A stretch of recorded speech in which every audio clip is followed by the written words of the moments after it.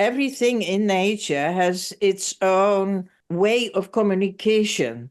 And you can tune in on that. And this is how you reach your own multidimensionality, because we can alter our own vibration to where a plant, a tree, the sea, the ocean, the water, the fire, they all have their own language. And suddenly the world is no longer the world as I thought it was. Welcome to Don't Step on the Bluebells, the podcast where personal healing and transformation take center stage. I'm your host, Amanda Parker, and I'm a fellow seeker on the journey of personal growth. Join me as I delve into the stories of gifted healers, guides, and everyday people who have experienced remarkable transformations. Listen in as they share their practical wisdom to enrich your everyday life. And don't forget to hit subscribe and never miss a new episode. Welcome to today's episode of Don't Step on the Bluebells, where I'm speaking with the remarkable Blue Star, a gifted healer, medium, storyteller, and teacher of spirituality from the Netherlands. Blue Star's journey is as fascinating as it is inspiring. From her childhood experiences of vivid dreams and intuitive insights to her studies in music and psychology, Blue Star has always been drawn to uncovering deeper truths about human existence. Her path led her to explore various forms of healing and shamanism, connecting with medicine people from different tribes worldwide. In today's episode, Blue Star shares profound insights that challenge our conventional understanding of health and consciousness, including cellular memory and how trauma can be stored in our bodies, and the importance of connecting with nature and the elements as a powerful tool for healing and self-discovery. Blue Star illuminates the path to holistic healing and spiritual awakening, offering practical wisdom on how to tap into our innate abilities. So let's dive in. Blue Star, thank you so much for agreeing to be here with me today. Thank you so much for having me. We were connected through a mutual contact of ours who I only met actually last year and who has already had quite a profound impact on me. And she was quite insistent. No, you need to speak to Blue Star. I know that there's something there that you're really going to connect on. So I'm happy that Naomi has put us in contact with one another.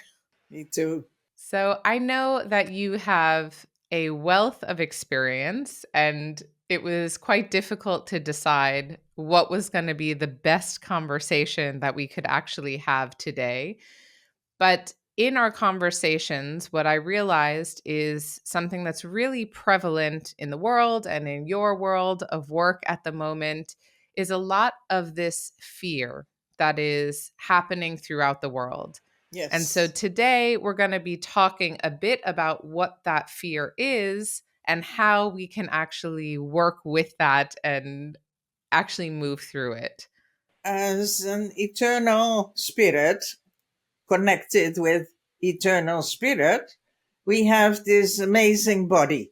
And in evolution, it took millions of years before we have this beautiful body. We had ancestors, we all have ancestors, and they wanted to save their lives in a difficult situation. So when there was a sound that they didn't know, it could be an animal that would like to eat them. What happened was there was a survival mechanism coming up in the evolution to save the body. And this survival mechanism is fear. When does fear come up? That is when there's something we don't know, it clicks in. So the trigger is when something you don't know, suddenly there is this survival mechanism and you have the stress hormones to run away, because it could have been at the time a lion. The fear, the survival mechanism clicks in, and the brain, which is an organ that can talk to itself, I will explain that later, takes over and says, oh, what could this be? And then we make the most incredible scenarios because we are creative people. And we give more and more and more and more fear of all our scenarios, you know. And the thing is, we can bring ourselves into a panic and nothing is going on. But Mm. you have completely identified with fear.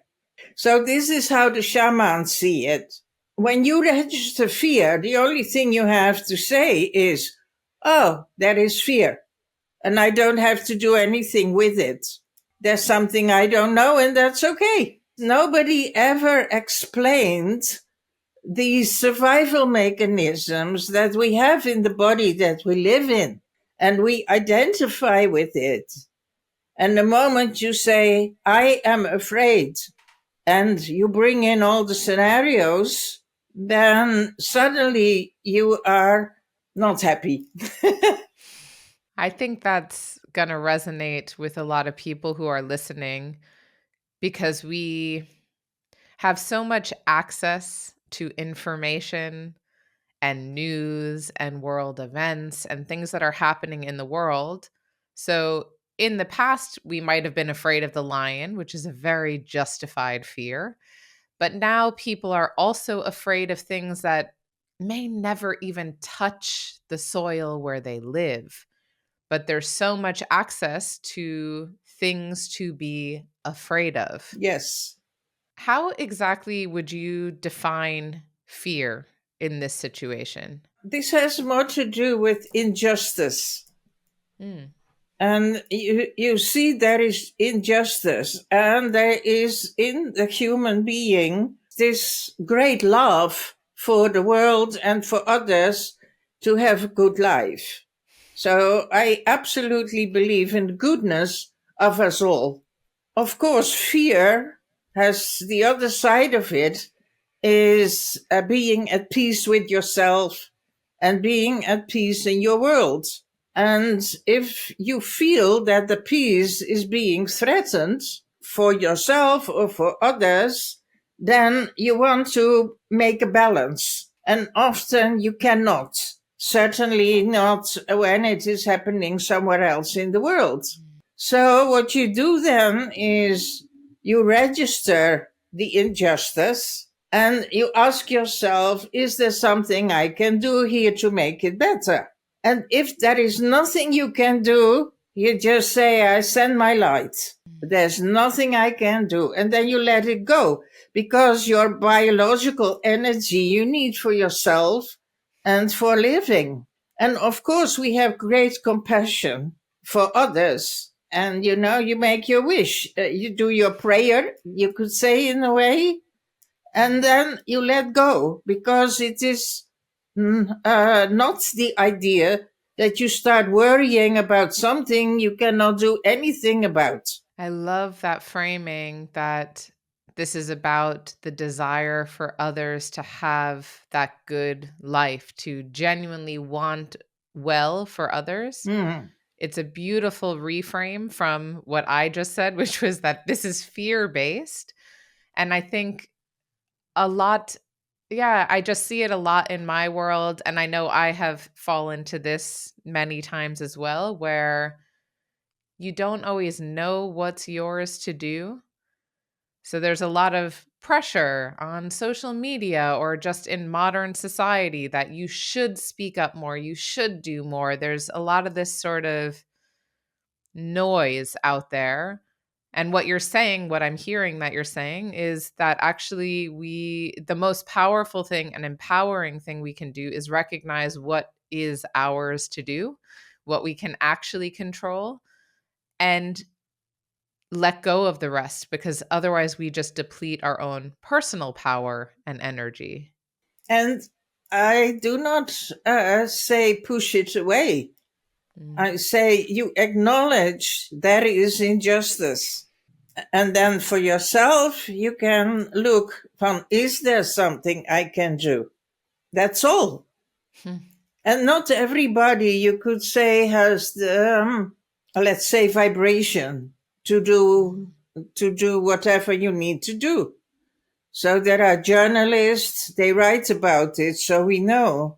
There are filmmakers, they register this is happening, so the world knows. We are all in this together. And that is the thing. It is not a thing that is over there. It is also part of our world. So it is my world. And I love everybody in principle. And here it comes. The person is beautiful, but the behavior is not always beautiful. So love can always be there, but please change your behavior. And this is a thing I help people also with trauma. And one of the things that was very difficult, that was, for example, a problem with sexuality when somebody is abused. Now, the thing here is, do not stop love, but the behavior is not okay. Because when you stop loving the other, you stop loving it in yourself. And then it is a double pain. So I found out that when we can really discern from love is, but behavior can be corrected, then you can work with it. That reminds me of, well, it's a lot of what I teach just in my coaching work about what we see and observe in others is a mirror for what's happening within. Yes. So looking at it from the perspective that you're sharing, it's the moment that we start, I don't know, hating someone or making them wrong or bad, we're also cutting that off within ourselves. Yes. And it is a vibration that is not good for your own body. And this is what people forget, that when you start hating or judging, you take away your personal freedom. And it has a vibration that is really not beneficial for the body that you live in. And you feel your heart going down, and etc., etc. So, and we are not aware that we are the ones making ourselves sick. So what you can do for yourself is that you in your world stays in balance. And for that, we need to be aware of where we are, of what is going on. So there is, like I was taught by what we call a person who knows, and came on my path. And the first things that I was taught, we have the stories of evolution. And with the stories of evolution, you learn how to deal with it. So we all like to be in our center and peaceful. But sometimes things happen that we are being thrown out of our inner center. Now, the first one, of course, is fear. You suddenly identify with the fear and everything that can happen to you. And then you make yourself afraid even more. And so you're out of your center. And the ancient shamans, they call it a sickness of the evolution. So you don't have to take it personally. It is just the sickness of the evolution. Now, the second sickness of evolution is doubt. Oh my gosh. Did I make the right decision? Couldn't I have done this? Should I, and you lose all your energy in going into doubt. So actually, it is also a sickness of evolution. Now, the third one is you have decided, I'm going to do this and this and this. Beautiful journey. Your plane isn't going. And you're totally panicked. What can I do now? So it is, we call that the sickness of surprise, because it throws you out of your center. Now, the fourth one is something we do not like to think about, because we all think we are here forever, but apparently we are not. We hear a lot about death. We never think it will happen to us. But when it happens, suddenly, a lover suddenly has an accident, then this is actually, you're perplexed.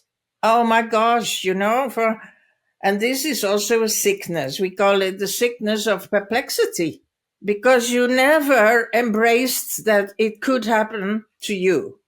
Now, the thing is that when it happens and you can say, oh, now I'm in the sickness of perplexity, and then you embrace your grief or you embrace whatever, but you are not lost.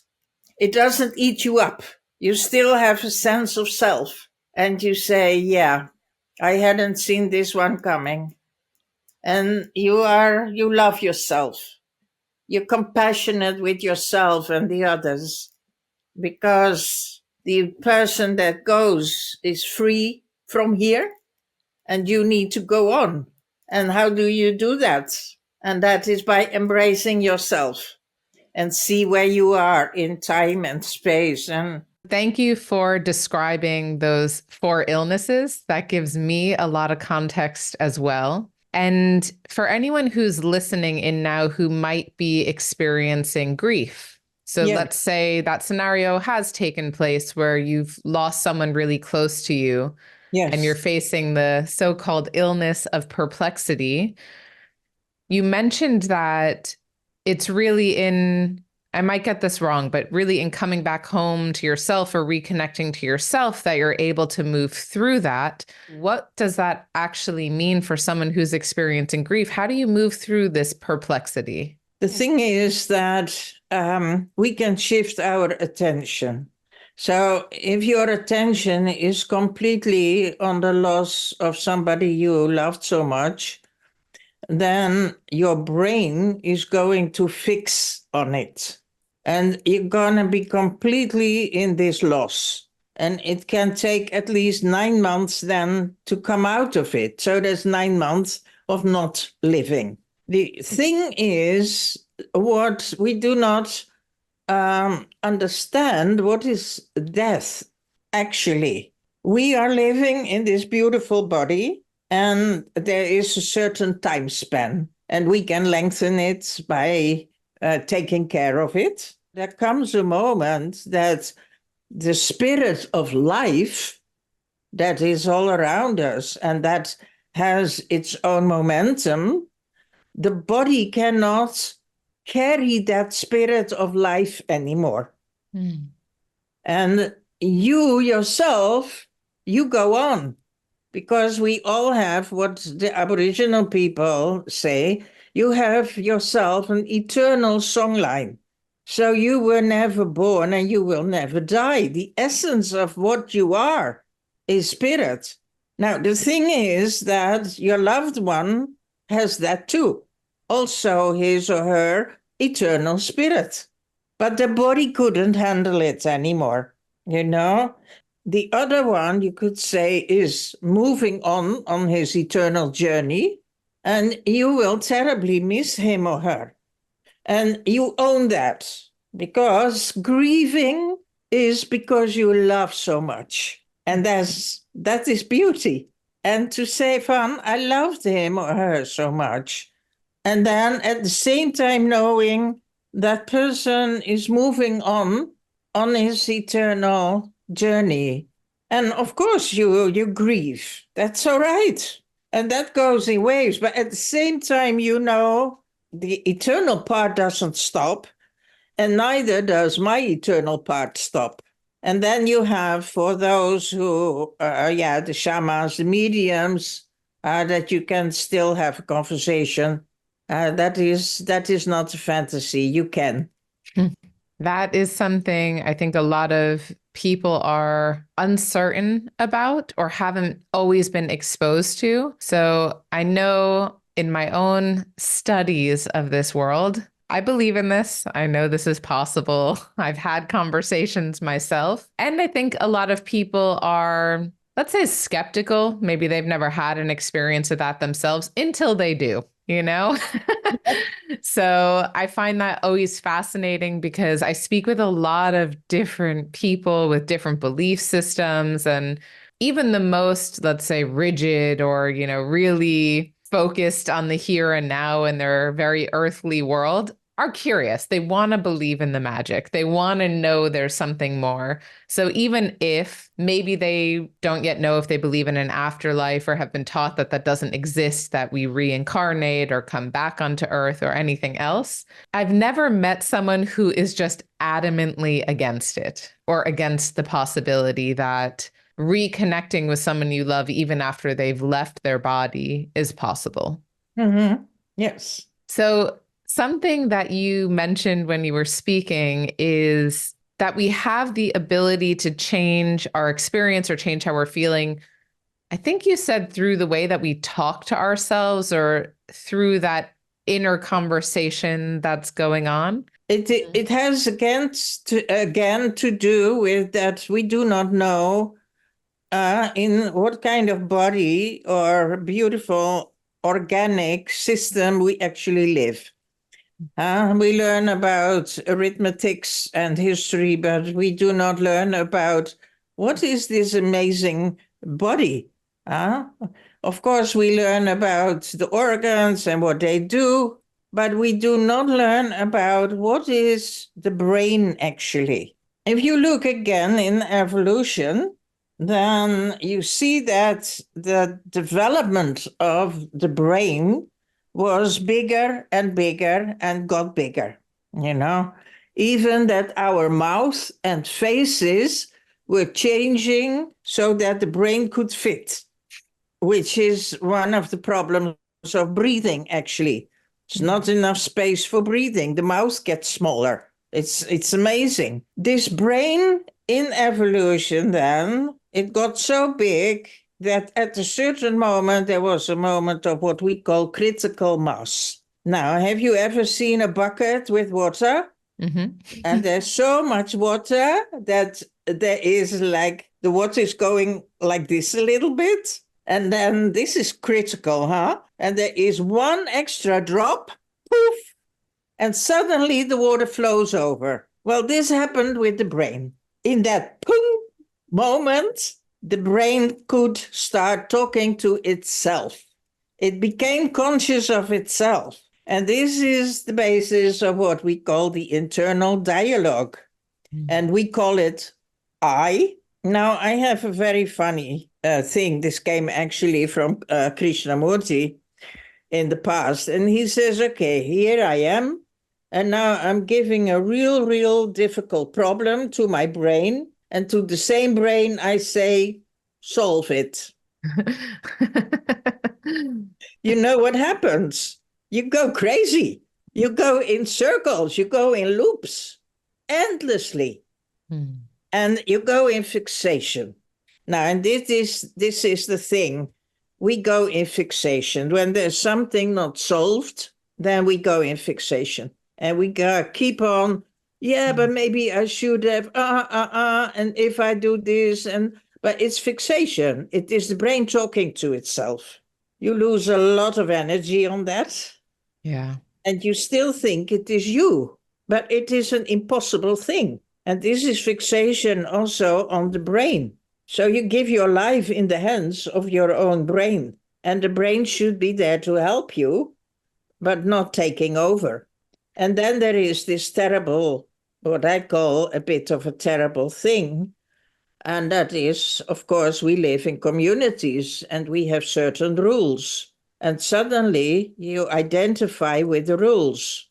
And then you think you are not good enough, not beautiful enough, not thin enough, not whatever. But these are social rules, has nothing to do with who you are. You are beautiful. You are amazing. You are a wonder. You are a spirit temporarily in a body. I mean, we are literally an absolute miracle. And then we have learned in society to judge ourselves. So painful to see young people judging themselves on social rules and they cannot see the beauty that they are.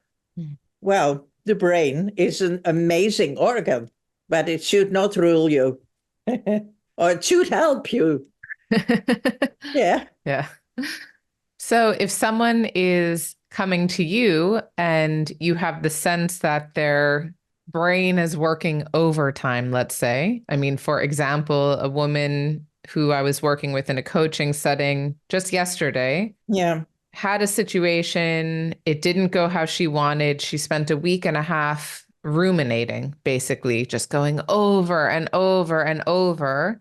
And from her description, was just able to pull herself out of that. Yeah. So if someone were to come to you, Blue Star, and say, I don't even know what's going on, they're in the midst of this over analysis, what would you do? How would you support them? Well, the thing is, in the meantime, you have stress hormones really screaming through your body. So it makes no sense to talk to a person who is full of stress hormones. So what you do, you take a Tibetan bowl. Hmm. Boom! And you just the sound of the bowl or the sound of the gong or the sound of the drum, you know, takes over of the babbling of the brain then. So then you can bring a person back into its peace because talking when somebody is so in stress makes no sense. So you need to see what is possible. People under stress hormones cannot listen. Hmm. It's too many stress hormones. So bring them down and then calm down. It's okay. I'm there. We will get out of this, but calm down. It's all right. So you kind of okay, she knows what we are doing. And even if you have no idea, doesn't matter. The brain needs to come down, the stress hormones need to go down, and then at a certain moment you feel, okay, now we can move on. That sounds like a relief. Like listening to what you're describing really feels like, Yeah. because imagine, I mean, I'm imagining for myself if I'm in a situation and I'm overthinking and I'm stressed and someone comes with advice or they come in to try to help me figure out what to do next, it's just adding on to Yeah. already compounded stress. Yes. So you're actually taking them completely out of that realm through Yes. sound or vibration using the Tibetan singing bowls or drums or other tools like that. And it brings them just completely out of that headspace. Yes, exactly. And if you notice for yourself you are in that space, then start singing Hmm. or put on music that you like, so you help yourself to come down and be gentle to yourself. It's okay, even if we are, And of course, you cannot handle another person who means well. God, we all mean so well. Yeah, but you don't need it. Besides, you didn't ask for it. Mm, It's but people want to help, and yeah. and that's sweet. And we all have been there. Mhm. This is also really fascinating. When someone finds themselves in that situation, you say, okay, sing, listen to music. I was going to add in dance around the living room because I do that often. Yes, So absolutely. how else can you calm yourself in those moments when you start to realize either your mind is on overdrive or you're no Go, longer in control of what you're feeling? go to the gym, start running, walking, do exercises, dancing. So you've got to distract yourself that the stress hormones come down. And if you are too long in a situation with stress, then the stress hormones make the body acid. And from that, in the end, you make your body sick, and we don't even know that we have done it ourselves because this is an incredible, beautiful biological machine. But we have not learned that what you think is not you, it's just a thought. Mm. And we identify with what we think and believe. And here we should ask ourselves, oh, is this really true? So this reminds me a bit of the book by Michael A. Singer. I'm not sure if you're familiar with him, The Untethered Soul. No, I don't know him. It's a beautiful book. It was a very profound, yeah, something that I found a few years ago on my journey. But I think he opens up, I don't know if it's the first chapter or the third chapter, and it's really this inquisition about who is talking to me. Who Ah, is that voice that keeps talking? Like, what are they saying? Where do they get their authority? And really starting to identify that this voice that we keep hearing over and over and over, it's not actually you. yeah, And it never shuts up. yeah. Unless you tell it to shut up. Mm, Sometimes that helps. good. That's good to know.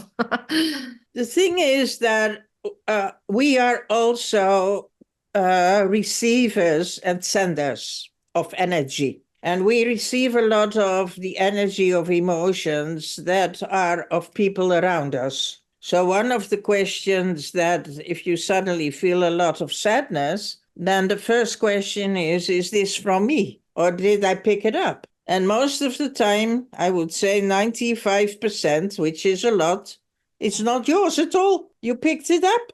And even what I found personally, that was the planet Earth itself can sometimes be in distress. And I pick up the Earth energy that is in distress, and what helps is to know where it comes from, this distress.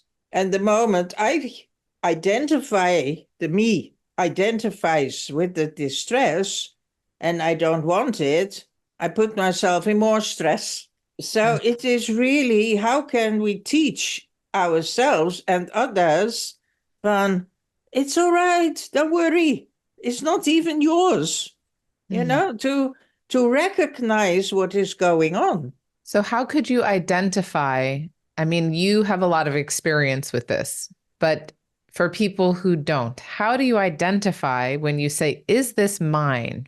How do Yeah. you know? Sometimes it can take a day before I even come up with a question Mm. because I really thought I was sad. Mm.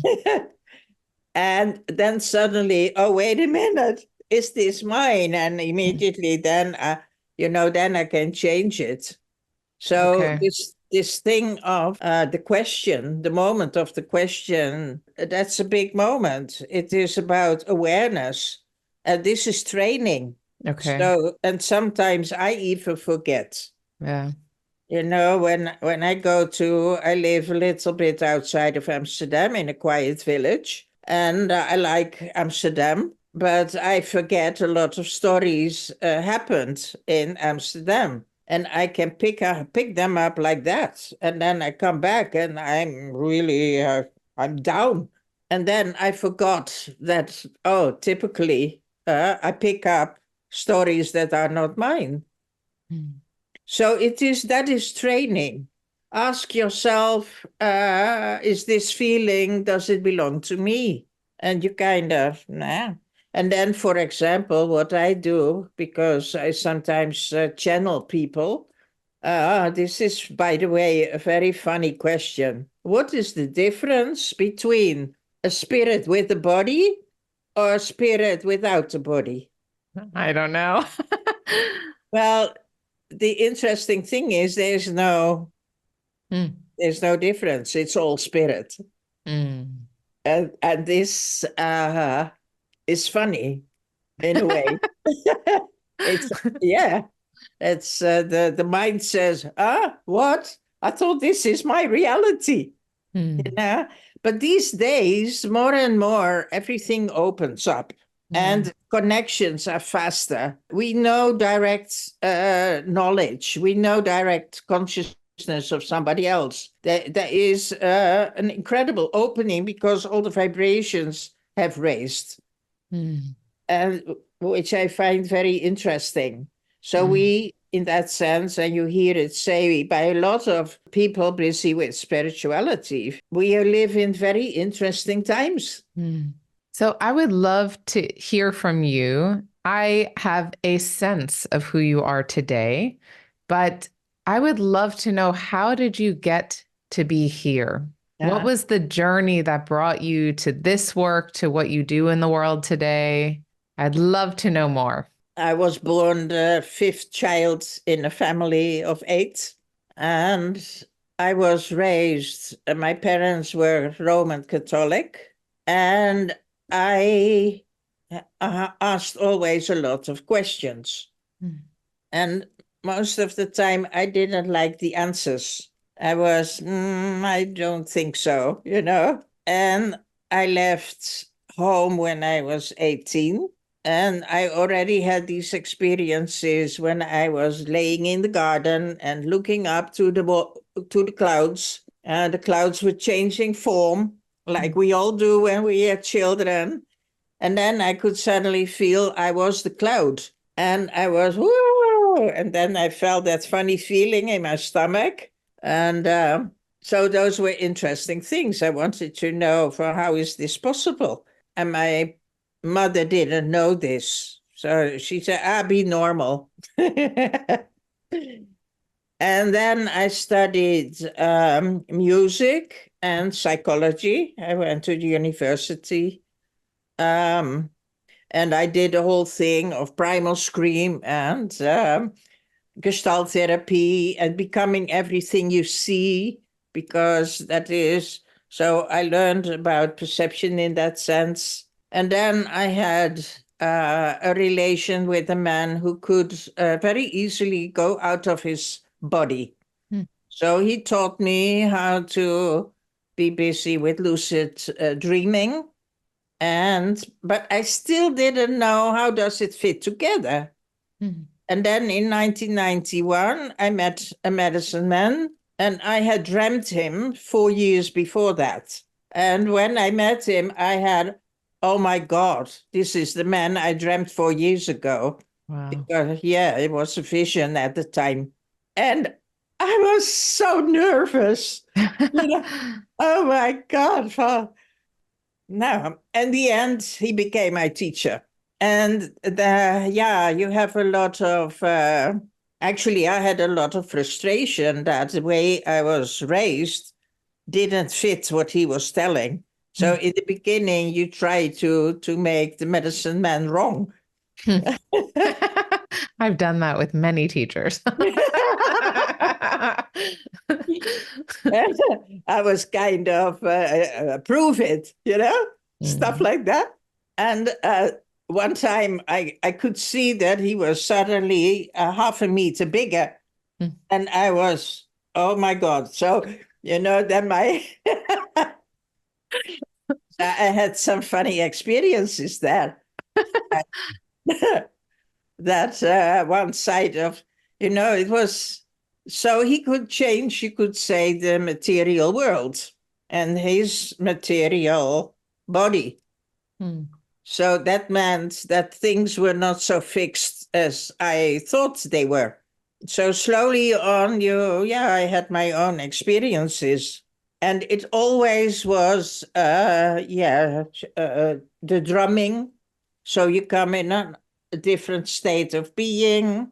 I was the first woman in Holland that played the didgeridoo in Mm. 1984 already. Mm. And I was always, we had at the conservatory, we had an exercise that you needed to sing a tone and then one tone up. Da, da, da, for 15 minutes and then da, da. So it is what we call tiny. But at a certain moment, the teacher said, can you now sing a chord? Da, da. And then that was an incredible space suddenly. And I was just focusing on these two tones and then singing a chord instead of a secunda, the two. The space, the feeling of space was immense. And I said to myself, I wasn't busy with these things at the time, but I said, whoa, I am in a different space now. And so it is all what works for you. And this is, you find out what works for you. Mm. Everybody can say, oh, you've got to do this, you've got to do that, but you find what works for you. That's good enough. It is your life. People, they invent methods. That is nice. You can try them out. And then you say, nah, it doesn't resonate for me. Perfect. You find in life, because it's a gift of life to you, you find what resonates.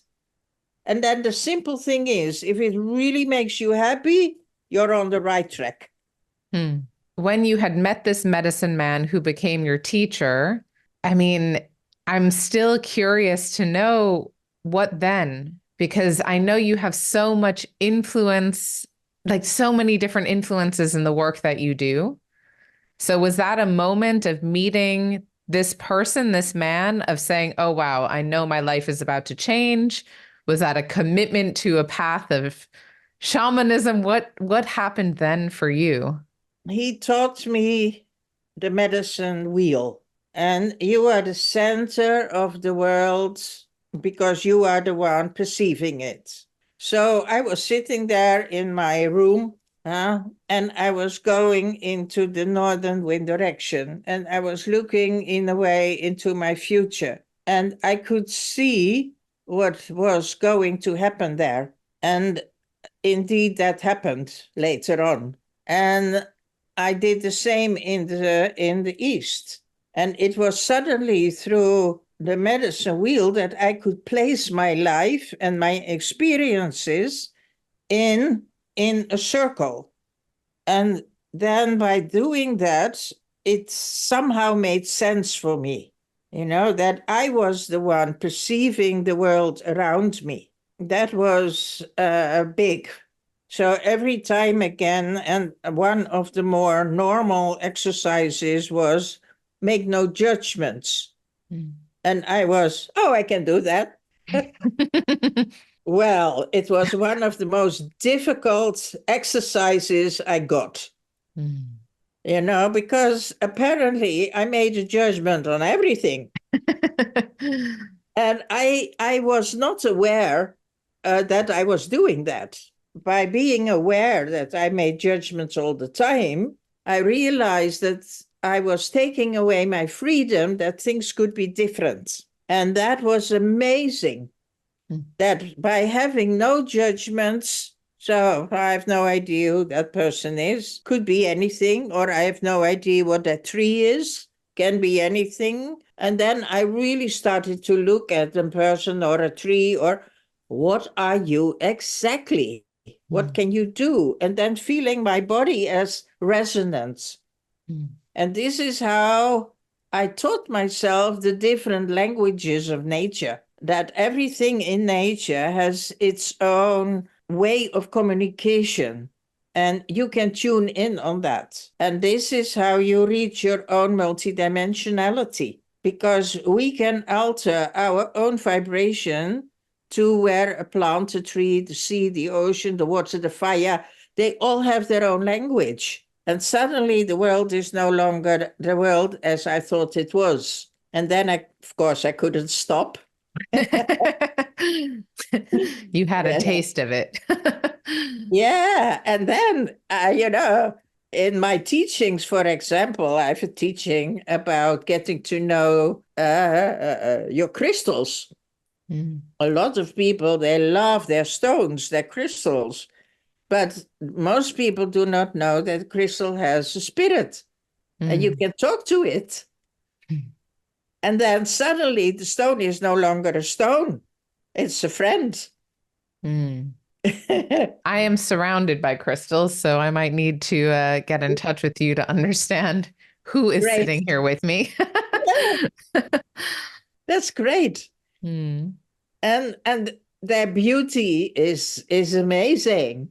Mm. And why do they appeal to us? Because the resonance in us is about beauty then. Mm. And the color is giving us an uplift. And this is what we call, with the Indians, this is medicine. So when we talk about medicine, or when I talk about medicine, it is something that uplifts my spirit. Mm. My house is also full of crystals. And when somebody tells me, Van, oh, you really have a lot of crystals, shouldn't you stop buying them? And then I say, how much beauty can one handle? And I say, well, I'm the keeper of beautiful things, and when I leave this plane, then they go back to others and hopefully they like it. Mm. So I'm not fixed on them, but they give me great happiness. Mm. I know that we're nearing the end of our time together, and I have many more questions, but I'll have to save them for another conversation. But I'd love for you to share with listeners, if they're curious to learn more, how they can get in touch with you, maybe under which circumstances they should get in touch with you. So Yeah, anything you want to share there. I made a website.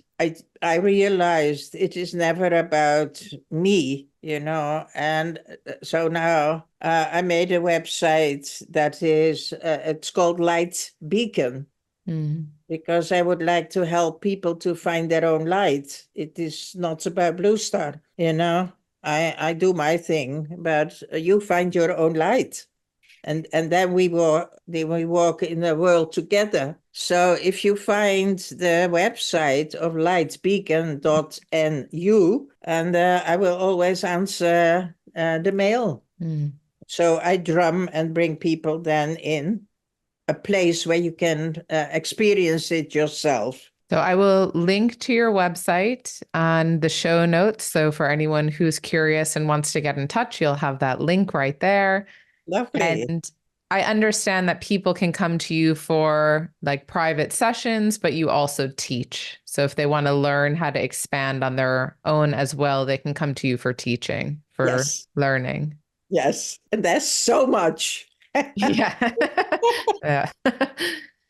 So, is there maybe one last piece of advice that you'd like to give to someone who maybe they're just starting out on this journey? So, they're just starting to find their way to themselves or to spirituality, and this is sort of new for them. What Yes. advice would you give them? You are already there. Perfect. It is finding out what makes you tick, what makes you happy, and stop comparing yourself to what others do, unless it is to uplift yourself, but not to put yourself down. I cannot do that, so I'm not good. So it is really, oh, that's interesting. Let me try it. So you always uplift yourself because it's your journey. It's not the journey of somebody who's doing something else. You take ownership of your journey. That's perfect. So, for anyone who's listening and they really want to expand, and the words of Blue Star have resonated with you, as I am sure they have with many, then definitely get in touch. You're listening to this episode for a reason, and you're connecting in right here, right now for a reason. So, Blue Star, I am so grateful that Mm. you have joined me here on Don't Step on the Bluebells and for sharing all of this really incredible wisdom so openly and playfully as well. And thank you so much, Amanda, for giving me the opportunity to share a little bit of the knowledge. Yes, that was a gift to me.